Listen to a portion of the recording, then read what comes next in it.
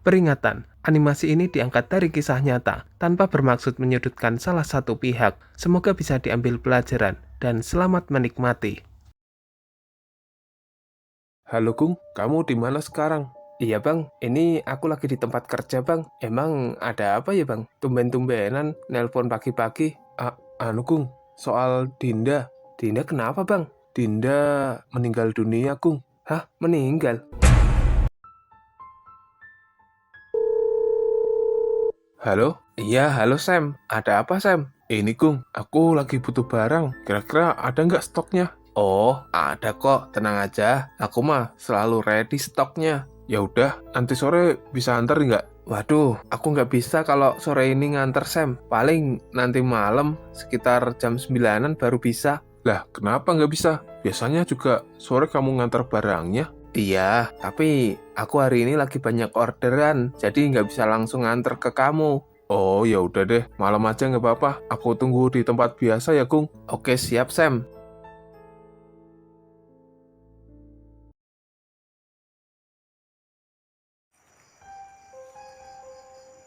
Agung kemana ya? Udah 10 menitan aku nunggu di sini. Kok belum muncul juga ini orang? Apa mungkin dia lupa kalau dia punya janji ketemuan sama aku?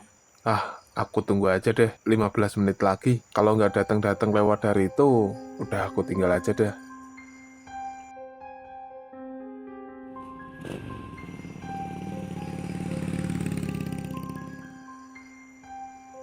Akhirnya datang juga kamu, Kung. Maaf ya Sam, agak telat. Kamu udah nungguin lama ya? Enggak sih, paling nunggu 15 menitan aku di sini. Oh gitu. Tadi aku lagi COD-an sama customer yang lain, makanya aku kesini agak telat. Nggak masalah, cuma nunggu bentar doang. Aku lagi butuh barangnya, Kung. Kamu bawa kan? Tenang, aku bawa kok.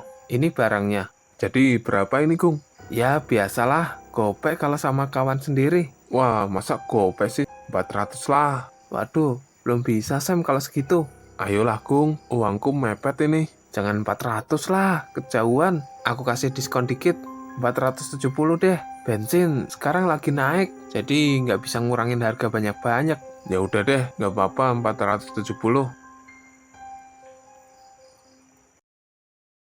Bang Asep, aku mau curhat bang. Iya, boleh-boleh. Memang mau curhat masalah apa? Dari tadi kok mukamu kayak kusut gitu. Masalah kerjaanku bang. Kerjaanku kan di rumah makan. Makin lama aku ngerasa kok makin berat banget ya. Lah, emang kamu kerja bagian apa, Fik? Bagian dapur bang, dulu pas awal masuk sih masih biasa aja. Tapi sekarang rasanya capek banget, kayak nggak ada istirahatnya sama sekali. Sesibuk itu ya bagian dapur. Kalau sibuk mah, jangan ditanya bang, sibuk banget. Dari buka sampai tutup, pesanan datang terus. Baru selesai masak satu pesanan, masuk lagi pesanan baru. Belum kalau lagi jam makan siang, rasanya tangan nggak pernah berhenti kerja bang. Belum lagi harus nyiapin bahan, bersihin dapur, cuci peralatan yang dipakai. Pokoknya kerjaan tuh numpuk terus. Lah, emangnya nggak ada jam istirahatnya, Fik? Cara aturan sih ada bang, tapi kenyataannya kadang makan aja harus buru-buru bang. Soalnya pesanannya nggak berhenti-berhenti. Kalau beneran kayak gitu ya capek sih. Makanya itu bang, aku akhir-akhir ini kok kepikiran buat resign. Rasanya aku udah nggak kuat bang kerja di situ. Tapi kalau bahas masalah capek, semua orang kerja juga capek, Fik. Dunia kerja itu memang rata-rata begitu, Fik. Nggak ada yang santai. Iya sih, tapi minimal bisa istirahat lah bang. Lah tempatku kerja nggak bisa bang. Ya orang sering lihatnya yang enak-enak aja, padahal hampir semua pekerjaan ada capeknya. Aku ngerti sih, cuma kadang-kadang aku suka iri ngelihat orang yang kerjanya santai gitu. Tapi belum tentu santai juga loh, Fik. Bisa jadi mereka juga punya tekanan sendiri yang nggak kelihatan. Ya bener juga sih bang. Gini loh, Fik, kerja apapun itu tetap capek. Mau kerja di dapur, pabrik, kantor, toko, semuanya ada capeknya kok. Tapi menurutku lebih capek lagi kalau nganggur. Iya bang. Serius, aku pernah nganggur beberapa bulan dulu, Fik. Rasanya tuh malah lebih berat daripada kerja.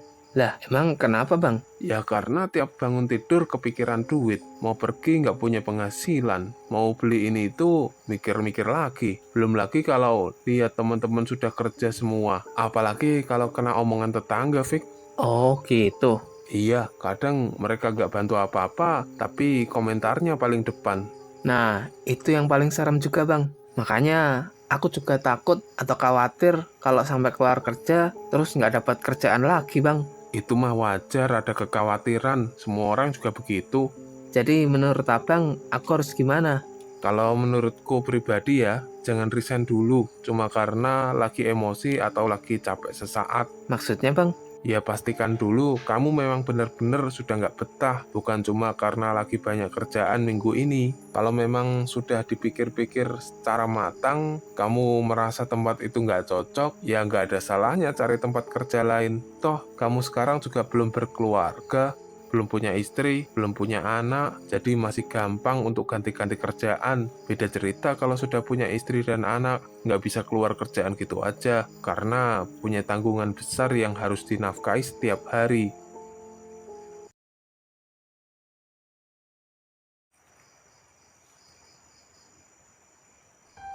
Gung, dari mana aja kamu? Aku WA nggak dibales-bales dari tadi. Biasa bang, habis COD-an barang. Masih aja kamu, Gung, mainan barang kayak gitu? Nggak malu apa? Sama yang senior. Maksudnya gimana bang? Ya, yang senior-senior dulu main kayak gitu. Udah banyak yang hijrah, udah ninggalin semuanya. Mereka sadar kalau hidup kayak gitu tuh nggak bakal tenang. Ya sebenarnya aku juga pengen hijrah bang, tapi aku masih bingung. Bingung kenapa emangnya? Ya bingung aja bang, kalau aku hijrah, nanti aku dapat duitnya dari mana? Ya kerja yang halal lah. Masa kamu mau terus-terusan hidup kayak gitu, Gung? Kasihan orang tuamu juga kalau sampai suatu hari kamu ketangkep polisi. Iya sih bang, aku juga sempat mikir kayak gitu. Tapi kalau kerja biasa, hasilnya nggak seberapa bang dibanding jualan barang ginian. Aku sekali dapat order aja bisa dapat gopek bang. Ya elah, Gung. Kalau mau hijrah mah jangan mikir kayak gitu terus. Nggak bakalan jadi ntar. Maksudnya gimana bang? Ya jangan cuma ngelihat jumlah uangnya, coba pikir juga keberkahannya. Duit banyak tapi bikin hati was-was. Tiap hari takut ketahuan lah, takut ada masalah. Apa enaknya kayak gitu? Bener juga sih bang, kadang aku juga ngerasa nggak tenang, padahal nggak ada apa-apa. Nah itu, lagian banyak juga kok orang yang hidup berkecukupan bisa beli rumah, mobil dari pekerjaan yang halal. Tapi rasanya susah bang cari duit yang halal. Ya karena kita belum nemu aja jalannya, jadi kelihatannya susah cari rezeki halal. Padahal kalau orang udah niat berubah dan berusaha, biasanya ada aja jalan yang kebuka. Oh gitu ya bang. Iya, makanya kamu tuh masih muda, jangan sampai masa depanmu rusak gara-gara keputusan hari ini. Iya bang, Coba bayangin orang tuamu, mereka pasti pengen lihat anaknya jadi orang bener dan kerja yang halal. sebenarnya aku juga takut ngecewain orang tua sih. Nah, berarti hati kecil kamu masih ngasih tanda, tinggal kamu aja berani ngambil langkah atau enggak. Cuma aku masih ragu-ragu aja bang, takut nggak ada penghasilan nantinya. Semua orang yang berubah pasti ada rasa takut untuk meninggalkan zona nyamannya, tapi bukan berarti nggak bisa. Ya pelan-pelan aja lah, cari kerja yang halal dan belajar keterampilan baru. Iya bang, Udah, mending kamu ikut sama aku aja hijrah. hijrah gimana bang? Besok kita berangkat bareng ke majelis taklim sehabis maghrib. Emang mau ngapain kita di sana? Gimana sih kamu? Ya ngaji lah, denger ceramah ustadz, biar hati itu bisa tenang. Kadang orang itu butuh lingkungan yang baik supaya pikirannya ikut berubah. Kalau nongkrongnya sama orang yang ngajak kebaikan, biasanya kita juga jadi ikut baik. Oh gitu ya bang. Keesokan harinya, Agung dan Asep berangkat ke majelis taklim untuk mendengarkan ceramah. Namun setelah pengajian selesai, Agung tak sengaja melihat wanita cantik yang baru saja ikut pengajian. Matanya Gung, matanya dijaga. Sorry bang, refleks. Refleks, bisa aja kamu Gung ngelesnya. Itu tadi siapa bang? Cantik banget. Kenapa emangnya? Kamu suka ya? Enggak bang, cuma penasaran aja. Baru tahu ada cewek cantik di sini. Halah, bilang aja kalau suka, pakai malu segala ngakuinnya. Itu tadi si Dinda namanya. Dinda, cantik juga namanya. Iya, dia tuh rumahnya nggak jauh kok dari rumahku. Ya paling cuma beda gang aja. Oh gitu ya bang, bisa kenalin aku nggak bang sama dia? Bisa sih, asal ada bayarannya. Ya elah bang, pakai minta bayaran segala sama temen. Bercanda, Gung, bercanda. Kalau masalah itu mah gampang. Yang penting kita balik dulu aja. Kalau bahas Dinda terus, nggak pulang-pulang kita ntar. Iya bang, iya. Saat itu, Agung mulai jatuh cinta pada pandangan pertama. Ia pun jadi semakin rajin datang ke majelis taklim. Hingga suatu hari, Agung berkenalan dengan Dinda. Dinda, tunggu bentar. Lah, mau ngapain bang? Kok dipanggil segala? Katanya kamu mau kenalan sama Dinda. Gimana sih? Ya, tapi nggak sekarang juga bang. Aku belum siap ini. Udah tenang aja, nanti aku yang ngomong duluan. Iya deh bang. Ada apa ya Bang Asep? Nggak ada apa-apa kok Dinda, aku cuma mau nyapa aja. Oh iya, kenalin ini, temenku, Agung. Salam kenal mbak. Iya Mas, salam kenal juga. Ini temen tongkronganku, dia dari desa sebelah. Cuma baru beberapa hari ini, dia ikut majelis taklim di sini. Oh gitu, pantas aku nggak pernah lihat wajahnya Mas sebelumnya. Iya mbak, sebenarnya saya juga awalnya diajak Bang Asep untuk ikutan. Nggak taunya malah keterusan. Ya bagus dong berarti Mas. Iya mbak. Jangan panggil saya Mbak Mas, panggil aja Dinda. Oh iya mbak. Maksudku Dinda. Maaf ya Dinda, emang si Agung ini suka grogi kalau deket cewek cantik. Iya, nggak apa-apa kok Bang Asep. Ya udah ya Bang, aku mau balik dulu ke rumah. Takut kemalaman dicariin Bapak. Iya Dinda, hati-hati ya, kapan-kapan kita lanjut obrolannya ya. Iya Bang, Assalamualaikum. Waalaikumsalam. Gimana Gung, aman kan? Aman sih aman bang. Tapi aku kan tadi jadi kelihatan grogi gitu. Ah, nggak masalah itu mah. Yang penting kan kamu udah kenalan sama si Dinda. Iya bang, makasih ya udah bantuin. Sama-sama.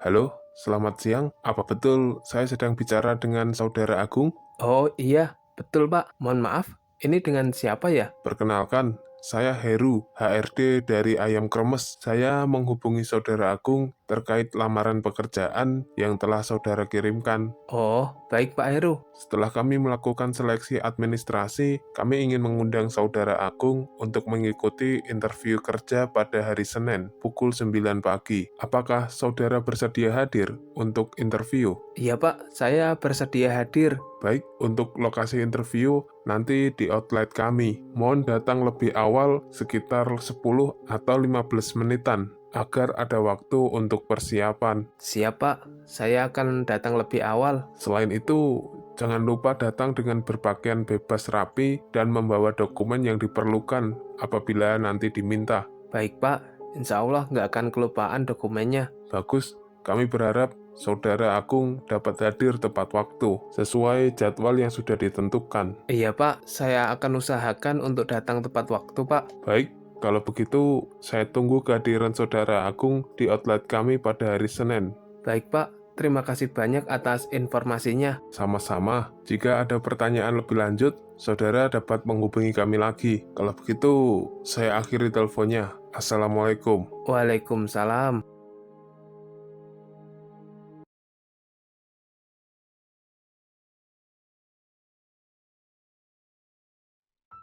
Sebelumnya, Mas Agung pernah kerja di mana saja?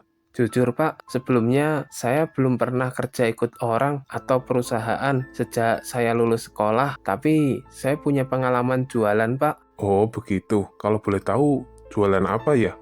Aduh, gimana jawabnya ya? Nggak mungkin aku jawab jujur, bisa-bisa langsung nggak diterima aku kerja di sini. Pak, saya jualan makanan Pak, sistemnya COD, jadi bukan jualan yang buka stand atau jualan di pinggir jalan. Bagus dong, berarti Mas Agung sudah terbiasa melayani customer secara langsung ya? Iya Pak, biasanya kalau ada pesanan masuk, baru saya antar ke customer. Oh, begitu. Jadi Mas Agung sudah cukup terbiasa berinteraksi dengan pembeli dong. Ya lumayan lah Pak. Pengalaman seperti itu tetap ada nilainya Mas, karena menunjukkan bahwa Mas Agung terbiasa komunikasi dengan orang lain. Iya Pak. Terus Mas Agung bersedia atau tidak seandainya harus bekerja melebihi jam kerja normal?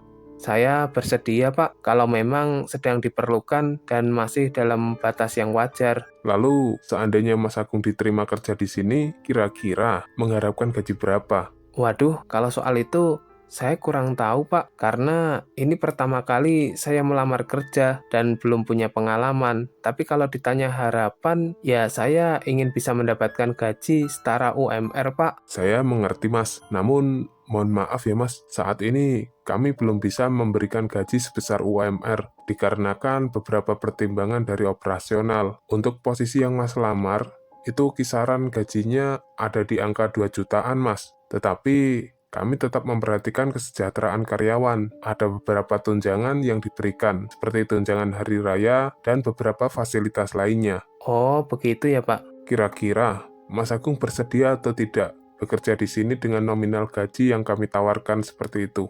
Baik Pak, insya Allah saya bersedia Pak. Lagi pula saya juga belum punya pengalaman kerja, jadi saya ingin belajar dan mencari pengalaman terlebih dulu. Baik, saya senang mendengar jawabannya Mas Agung. Terima kasih Pak. Berdasarkan hasil wawancara dan jawaban Mas Agung tadi, saya memutuskan bahwa Mas Agung diterima bekerja di sini.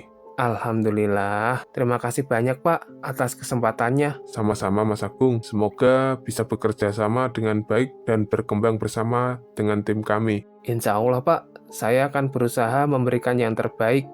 Nanti untuk administrasi dan jadwal mulai kerja akan diinformasikan lebih lanjut ya oleh bagian personalia. Oh iya Pak, siap. Kalau begitu, wawancaranya cukup sampai di sini Mas Agung. Saya ucapkan selamat bergabung dengan tim kami Mas. Iya Pak, terima kasih banyak. Saya senang sekali bisa mendapatkan kesempatan ini. Sama-sama Mas.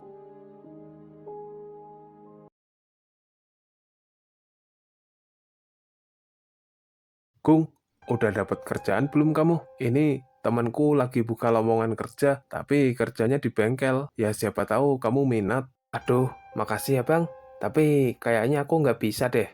Loh, kenapa? Emangnya kamu udah ada kerjaan lain? Iya Bang, Alhamdulillah aku baru aja keterima kerja. Oh ya, syukurlah kalau udah kerja. Kirain kamu masih nganggur. Makanya aku tawarin loker. Tapi ngomong-ngomong, kamu keterima kerja di mana? Aku keterima kerja di Ayam Kremes Maknyus Bang, jadi pelayan. Wah, mantap dong. Alhamdulillah kalau gitu. Gimana? Udah mulai kerja? Udah bang, baru beberapa hari. Tapi ya gitu, masih belajar juga. Kadang masih grogi kalau ngelayanin pelanggan. Wajar itu, namanya juga baru kerja. Yang penting rajin dan mau belajar. Iya bang, Alhamdulillah. Meskipun gajinya nggak seberapa, tapi setidaknya cukuplah buat kebutuhan sehari-hari. Dan yang terpenting, halal. Wah, kamu sekarang udah berubah ya Kung? Berubah gimana bang maksudnya? Ya dulu kamu maunya cari uang yang cepet. Sekarang aku lihat kamu lebih sabar. Mau kerja dari bawah, mau capek-capean buat cari rezeki yang halal. Ya gimana ya bang? Aku juga mikir kalau mau hidup tenang ya harus cari jalan yang benar. Mungkin hasilnya nggak banyak, tapi setidaknya hatiku ini lebih tenang. Nah itu baru benar. Rezeki halal memang kadang nggak langsung banyak, tapi lebih berkah. Iya bang, semoga aja aku bisa betah kerja di sana dan punya masa depan yang lebih baik. Amin, aku ikut senang dengarnya. Makasih bang. Oh iya, ngomong-ngomong, kabarnya Dinda gimana? Ya nggak tahu lah bang, kok tanya aku? Lah, kok nggak tahu? Bukannya dulu kamu sering nanya-nanya soal dia? Iya bang, cuma kan aku sekarang lagi fokus kerja. Katanya kamu suka sama Dinda. Udah diungkapin belum ke Dindanya? Ya gitu deh bang, aku masih takut buat nyatain perasaanku ke Dinda. Ya elah, zaman banget jadi cowok, masa gitu aja takut? Ya gimana bang, ini kan pertama kali aku suka sama cewek, jadinya aku takut kalau ditolak bang.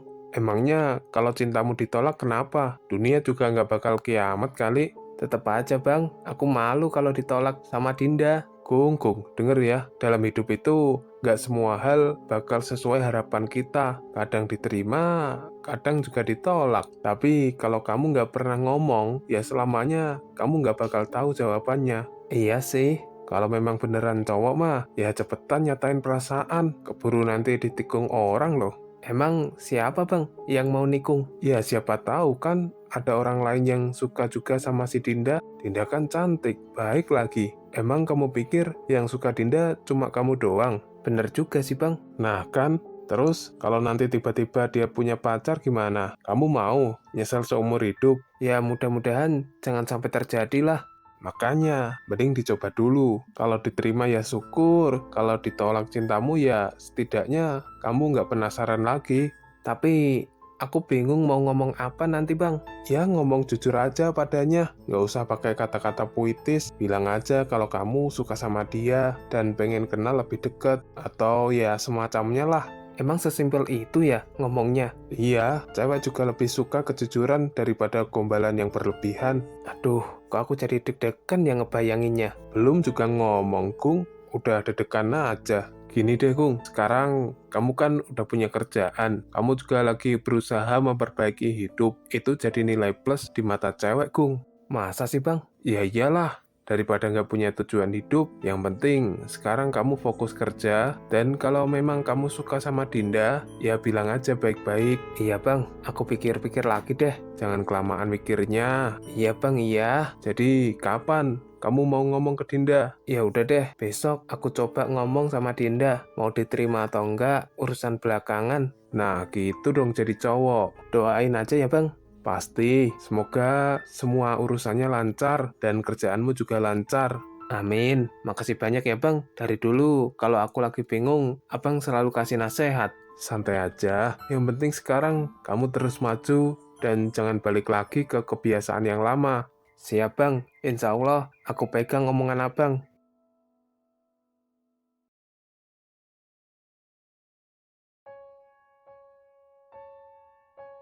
Dinda, aku mau ngomong sesuatu sama kamu. Mau ngomong apa, Mas? Anu Dinda, Anu apa ya, Mas? Kok jadi gugup gitu? iya nih, maaf ya aku gugup, aku bingung harus mulai dari mana. Santai aja, Mas. Aku dengerin kok. Ya udah, aku jujur aja ya. Iya, Mas. Jujur aja nggak apa-apa. Sebenarnya, sejak pertama kali kita bertemu, aku sudah suka sama kamu, Dinda. Hah? Iya, awalnya aku cuma seneng ngobrol sama kamu, tapi lama-lama aku kok rasa nyaman dan aku jadi sering kepikiran kamu. Jadi, kamu mau nggak jadi pacar aku? Mas serius suka sama Dinda? Iya, Dinda, aku serius. Tapi, Mas, Aduh, alamat ditolak ini.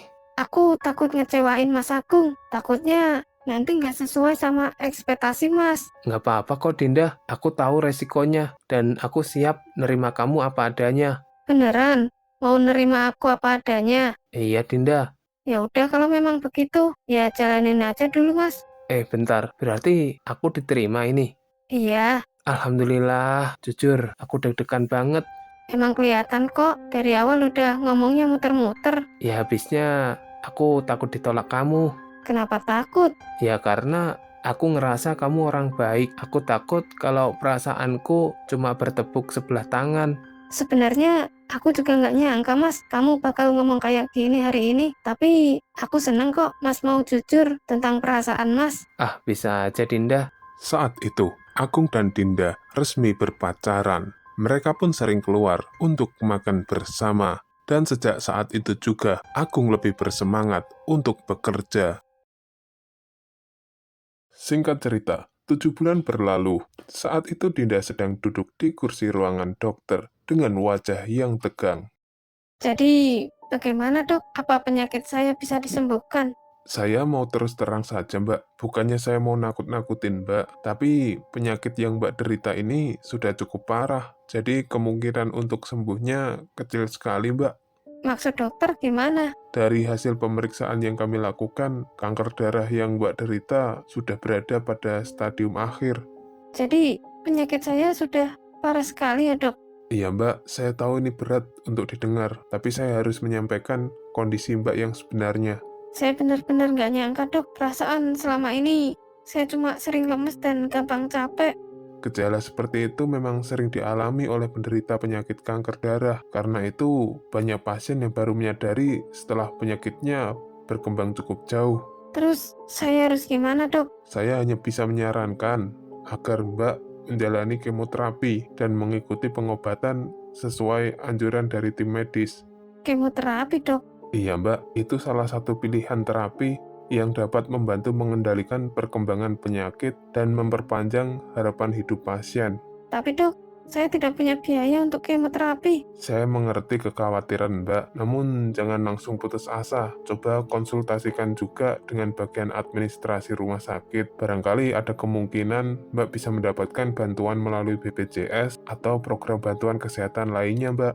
Saya bingung, Dok.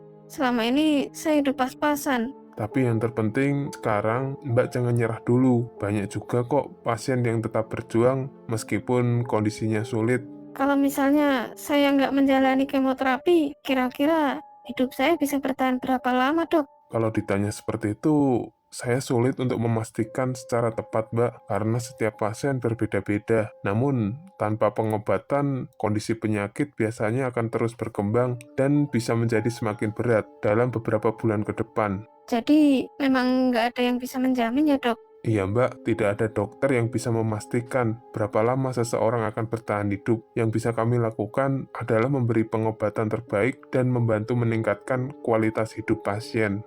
Oh gitu, Dok. Terima kasih, Dok, atas penjelasannya. Sama-sama Mbak, saya tahu kabar ini berat, tapi saya berharap Mbak tetap semangat. Kami akan membantu semampu kami. Baik, Dok, saya akan coba untuk berpikir tenang dulu. Oh iya, silahkan Mbak. Kalau ada pertanyaan dan membutuhkan bantuan, jangan ragu untuk menghubungi kami lagi Mbak.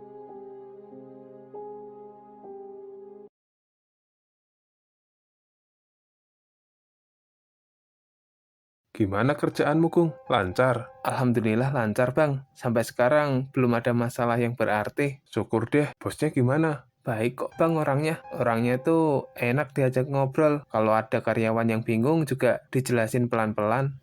Wah, beruntung banget kamu. Nggak semua orang dapat kerjaan yang bosnya baik. Iya bang, makanya aku bersyukur banget. Dulu pas masih nganggur kan, aku sempat bingung mau kerja apa. Nah itu, sekarang udah dapat kerja, tinggal dijaga baik-baik. Iya bang, insya Allah. Oh ya, gimana hubunganmu sama si Dinda? Ya baik-baik aja bang sampai saat ini. Emang udah berapa lama kamu pacaran sama Dinda? Kalau nggak salah sih sekitar 7 bulanan bang, aku pacaran sama Dinda. Wah, lumayan juga ya. Terus, kapan kamu mau ngelamar si Dinda? Waduh, kalau masalah itu belum dulu deh bang. Jangan lama-lama kalau pacaran, apalagi sampai tahunan, kayak orang-orang di luar sana. Itu pacaran apa kredit motor? Bisa aja bang ini. Aku serius ngomongnya, Gung. Iya bang, aku juga pengen ngelamar Dinda, tapi aku juga butuh biaya bang. Ini aku masih nabung dulu. Iya sih, nikah sekarang memang nggak murah. Nah itu bang, aku pengennya pas datang ke rumah Dinda udah punya persiapan yang cukup. Bagus kalau gitu, berarti kamu mikir masa depan. Iya bang, mungkin paling lama tahun depan lah aku baru ngelamar si Dinda. Oh gitu, ya nggak masalah kalau mau nabung dulu. Yang penting ada progresnya. Iya bang, Lah Dinda sendiri gimana? Dia tahu kalau kamu bakalan ngelamar dia tahun depan. ya tau lah bang, aku udah pernah bilang kok sama Dinda. Terus dia bilang apa? Ya dia bilang nggak masalah, yang penting aku serius ngejalanin hubungan ini. Nah, itu perempuan yang baik namanya. Makanya bang, aku bersyukur banget bisa ketemu Dinda. Sebenarnya dari awal aku juga udah ngeliat kalau kalian itu cocok. Ya mudah-mudahan aja bang. Kalau nanti nikah, jangan lupa undang-undang ya. Wajib itu bang, abang malah harus datang paling awal. Siap, aku yang jagain parkiran kalau perlu. Hahaha. Terus, setelah nikah, targetmu apa, Gung? Ya pengen punya rumah yang sederhana dulu bang, buat tempat tinggal. Oh gitu. Sebenarnya aku juga pengen cepat-cepat nikah dan punya anak kayak abang. Ya, mudah-mudahan rezekimu dilancarkan, Gung. Jadi bisa cepat nikah dan punya anak. Amin. Seandainya kalau kamu punya anak, mau dikasih nama siapa, Gung? Nah itu bang, aku udah siapin nama buat anak-anakku nanti. Wah, serius? Siapa? Kalau laki-laki, aku kasih nama Messi bang. Messi. Kenapa harus Messi? Iya bang, ya biar gedenya jago main bola. Kenapa nggak Ronaldo aja namanya? Kan jago juga main bolanya. Enggak abang, soalnya Ronaldo kan belum pernah juara dunia bang. Waduh, nanti penggemar Ronaldo marah dengar kamu ngomong begitu. Ya maaf bang, aku kan garis keras Messi. Fanatik juga ternyata kamu. Udah dari dulu bang. Beberapa bulan kemudian, saat Agung sedang bekerja, tiba-tiba saja dia mendapatkan telepon dari Asep. Halo Gung, kamu di mana sekarang? Iya bang, ini aku lagi di tempat kerja bang. Emang ada apa ya bang? Tumben-tumbenan, nelpon pagi-pagi. Anu Kung, soal Dinda.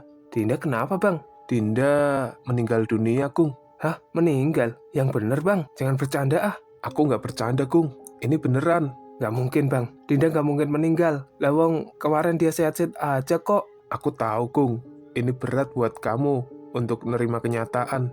Tapi aku sekarang lagi di rumah Dinda, udah rame banget ini orang yang ngelayat. Terus meninggalnya gara-gara apa bang? Dengar-dengar sih katanya karena sakit kanker darah Kung. Kanker darah? Berarti selama ini Dinda nyembunyiin penyakitnya dari aku. Udah ya Kung, yang sabar. Mending kamu sekarang minta izin dulu ke bos kamu buat pulang. Bilang aja kalau ada keluarga yang meninggal. Iya bang, aku masih nggak percaya. Rasanya kayak mimpi. Padahal baru kemarin aku masih chatan sama dia. Aku juga kaget kok Kung pas dengar kabarnya pagi tadi. Kenapa dia nggak pernah cerita ke aku bang? Kenapa dia harus nyembunyiin semua ini? Mungkin dia nggak mau kamu kepikiran Kung. Dan dia nggak mau membuat kamu sedih. Tapi aku kan pacarnya bang. Harusnya aku tahu. Harusnya aku bisa nemenin dia berobat. Dan harusnya aku ada buat dia. Jangan nyalahin diri sendiri Kung. Kalau memang Dinda nggak pernah cerita, kamu juga nggak mungkin tahu. Aku jadi keinget bang. Beberapa kali dia bilang ngeluh capek dan sering pusing, terus badannya lemes. Aku kira ya cuma kecapean biasa. Ya mungkin waktu itu penyakitnya udah parah, tapi dia memilih buat merahasiakannya. Yang penting kamu sekarang datang dulu ke rumah Dinda Kung. Iya bang, makasih udah ngabarin aku. Sama-sama Kung. Aku berangkat secepatnya bang. Oke, aku tunggu di sini Kung.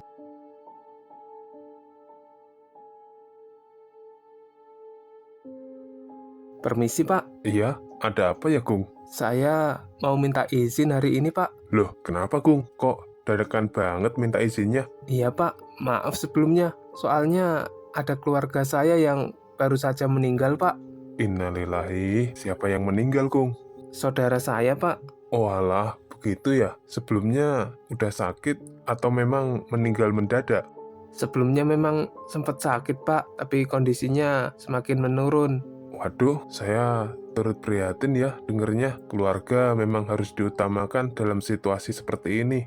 Iya pak, saya juga baru dapat kabar tadi pagi, makanya saya langsung menghadap ke bapak untuk minta izin pulang. Ya udah nggak apa-apa, kamu sudah benar. Kalau gitu, saya izinin kamu pulang. Alhamdulillah, terima kasih banyak ya pak. Iya, sama-sama. Memangnya pemakamannya hari ini juga ya? Iya pak, rencananya siang nanti langsung dimakamkan. Kalau gitu, kamu segera berangkat aja, jangan sampai terlambat. Siap pak, saya pamit dulu ya pak. Ya udah, hati-hati di jalan ya, Kung. Ketika itu, Agung bergegas pulang untuk takziah ke rumah Dinda dan mengantarkan jenazah Dinda sampai di pemakaman. Semenjak Agung ditinggal Dinda, ia pun sering mengurung diri di kamar dan sering ngobrol sendiri.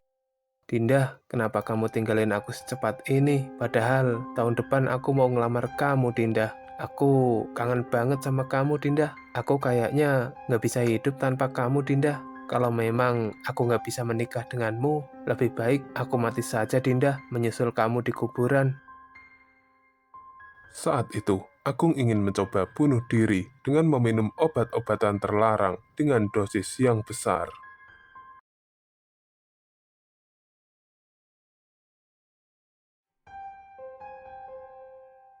Aku dari tadi pagi kok nggak keluar kamar. Hari ini kan hari Senin. Apa dia nggak berangkat kerja? Atau jangan-jangan dia kesiangan lagi gara-gara semalam begadang? Gung, Agung, bangun nak. Udah pagi nih. Apa kamu nggak berangkat kerja?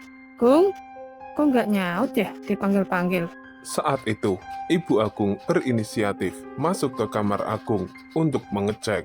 Namun tak disangka-sangka, kondisi Agung saat itu sudah tak sadarkan diri dengan mulut berbusa.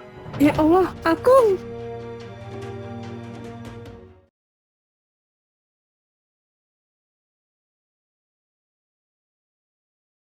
Gimana keadaan anak saya, Dok? Sebelumnya, kami minta maaf, Bu. Kami sudah melakukan yang terbaik untuk menyelamatkan anak Ibu. Namun, takdir berkata lain, Bu. Maksud dokter apa? Anak ibu sudah meninggal dunia.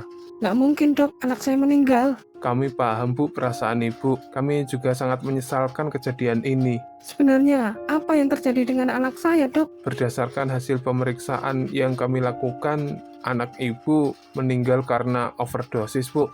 Overdosis. Iya, kemungkinan anak ibu telah mengonsumsi obat-obatan dalam jumlah yang sangat banyak. Akibatnya, tubuhnya mengalami reaksi yang sangat berat. Biasanya ditandai dengan kejang-kejang dan mulut berbusa. Ya Allah. Tim medis sudah berusaha memberikan pertolongan, tetapi kondisinya terus memburuk hingga akhirnya tidak tertolong, Bu. Ya Allah nak, kenapa kamu melakukan hal senekat ini? Kami juga tidak bisa memastikan apa motivasi dari tindakan tersebut. Namun yang pasti, kondisi pasien menunjukkan adanya konsumsi obat-obatan dalam jumlah yang berlebihan, Bu. Saya nggak menyangka dok, selama ini dia terlihat biasa aja di rumah. Terkadang seseorang menyimpan banyak masalah tanpa menceritakannya kepada orang lain, Bu.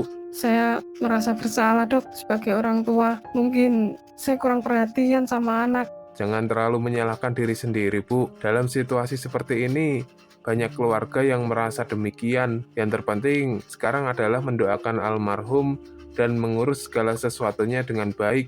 Iya dok, tapi rasanya berat sekali kehilangan seorang anak dok. Saya mengerti, Bu. Kehilangan anak adalah cobaan yang sangat berat bagi setiap orang tua. Mungkin ibu membutuhkan waktu untuk menerima kenyataan ini.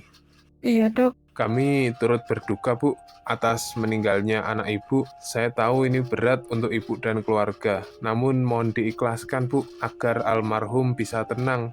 baik dok, saya akan mencoba untuk ikhlas meskipun sebenarnya berat bagi saya. Semoga ibu dan keluarga diberi kekuatan dan ketabahan. Amin. Sebelumnya, terima kasih banyak dok, sudah berusaha menolong anak saya. Sama-sama, Bu. Itu memang sudah menjadi kewajiban kami. Kami hanya menyesal karena tidak dapat menyelamatkannya. Saya mengerti dok, saya tidak menyalahkan pihak rumah sakit. Terima kasih atas pengertiannya, Bu. Nanti petugas kami akan membantu proses administrasi dan penjelasan mengenai prosedur selanjutnya, Bu.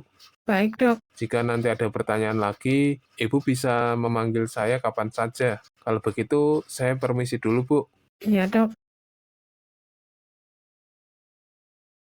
Singkat cerita, malam harinya, keluarga Agung mengadakan tahlilan. Asep dan teman-teman lainnya juga datang menghadiri acara tersebut. Saat itu, Asep tak sengaja menoleh ke arah tangga. Di sana ia melihat sosok almarhum Agung yang sedang berdiri di anak tangga. Tadi beneran Agung bukan sih? Apa jangan-jangan aku yang halu ya? Coba aku lihat lagi deh.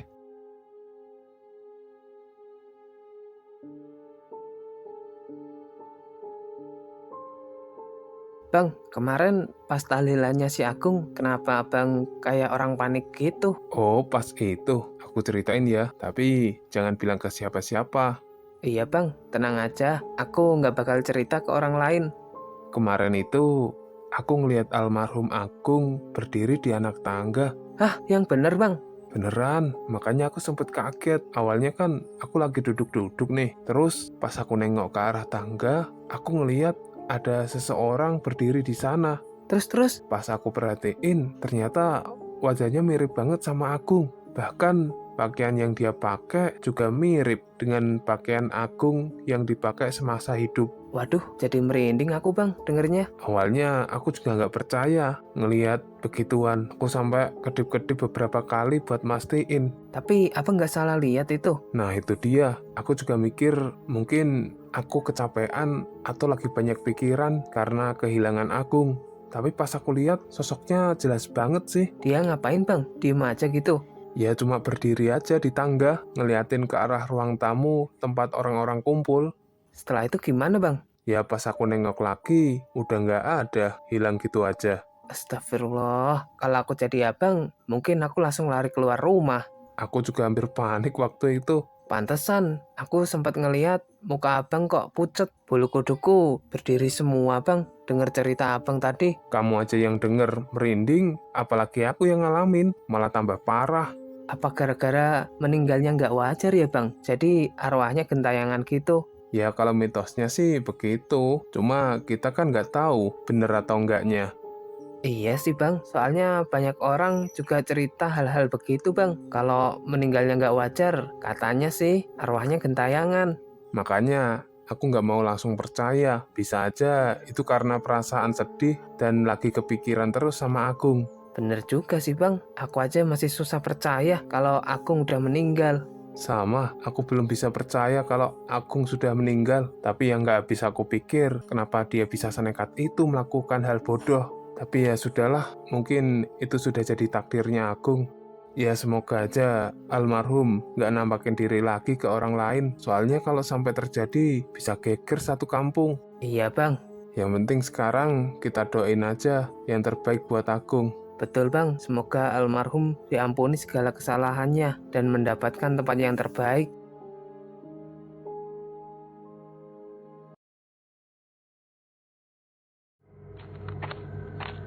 Duh, si Ucup pakai sakit segala, jadi ngeronda sendirian deh malam ini. Mana sepi lagi jalanan, tapi kok hawanya agak beda ya dari malam-malam biasanya.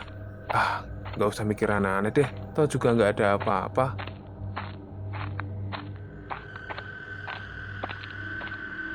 Loh, Gung, ngapain kamu berdiri di sini nungguin temen? Ditanyain orang kok diem aja.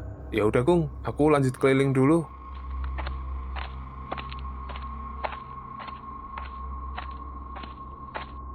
Bukannya si Agung udah meninggal ya? Lah terus yang aku temuin tadi siapa dong? Ah, cabut aja deh.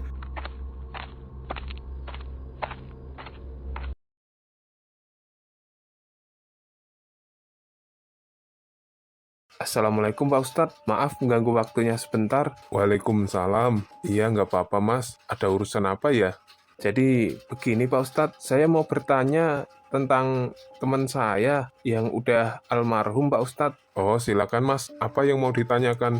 Teman saya ini meninggalnya bisa dibilang nggak wajar Pak Ustadz. Karena itu saya jadi kepikiran terus. Kalau boleh tahu, meninggalnya karena apa Mas? Meninggalnya karena overdosis Pak Ustadz. Sebelum meninggal, dia memang sedang depresi berat setelah pacarnya meninggal dunia gara-gara sakit. Katanya dia udah nggak kuat menerima kenyataan itu. Innalillahi wa inna ilaihi rajiun. Semoga Allah mengampuni dosanya dan menerima amal baiknya. Amin. Lalu, apa yang membuat Mas sampai datang bertanya kepada saya? Begini Pak Ustadz, setelah dia meninggal, banyak cerita aneh yang beredar Pak Ustadz. Katanya dia sering nampakin diri, bahkan ada yang mengaku melihatnya di tempat-tempat yang dulu sering dia datangi. Apa Mas nggak salah lihat atau nggak salah dengar?